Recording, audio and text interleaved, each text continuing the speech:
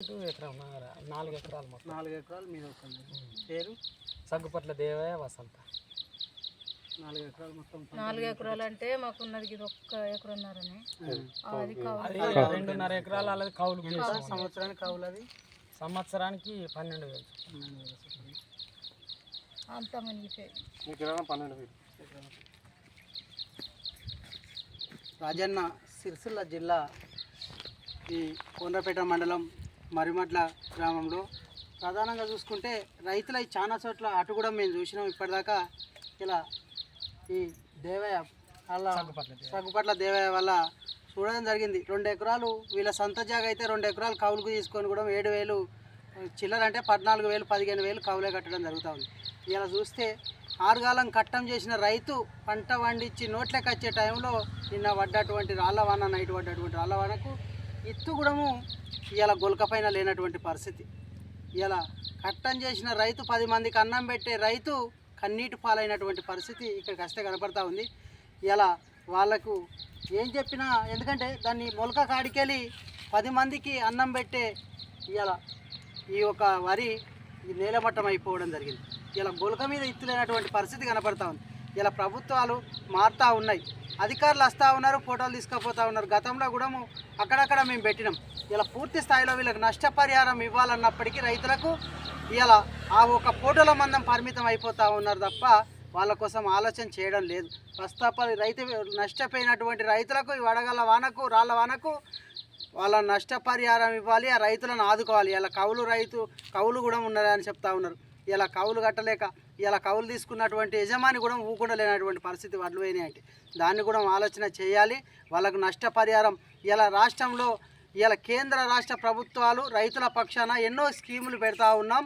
ఇలా రైతుకు గిట్టుబాటు ధర ఇస్తున్నామని చెప్పడం జరుగుతూ ఉంది, బోనస్ ఇస్తామని చెప్పడం జరుగుతూ ఉంది. కానీ రైతు కళ్ళంలోకి వస్తే ఆ ఒక్క పంట చేతికి వచ్చి కళ్ళంలోకి వస్తే కూడా కాలయాపన చేసినటువంటి పరిస్థితి ఉన్నది.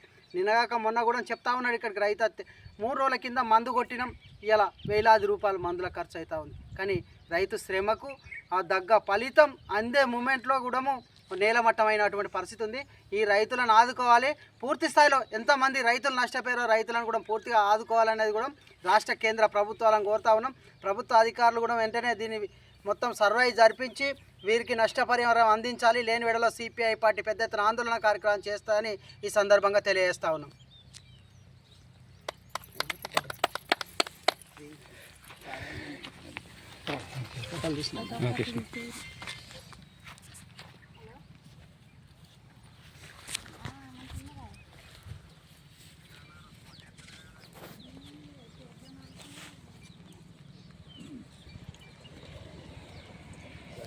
ఎన్నో ఆశలు పెట్టుకున్నాను.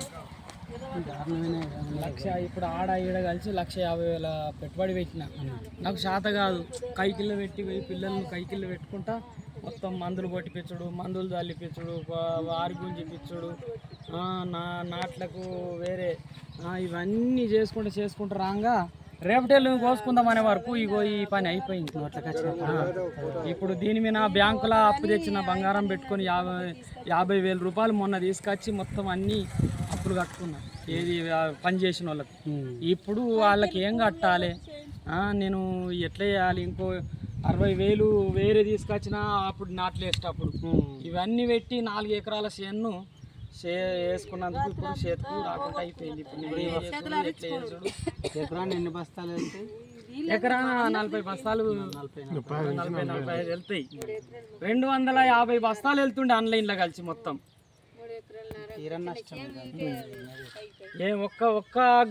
ఒక్క బస్తా అడ్లు కూడా మనం కానకుండా అయిపోతుంది ఇంత పెట్టుబడి పెడితే. రైతుకు అంతా తాళే మిగిలింది, పనిచేయదు మొత్తం రాలిపోయింది. ఏం లేదు, మనం సీపురు తాళే మిగిలింది, సీపురు అయిపోయింది.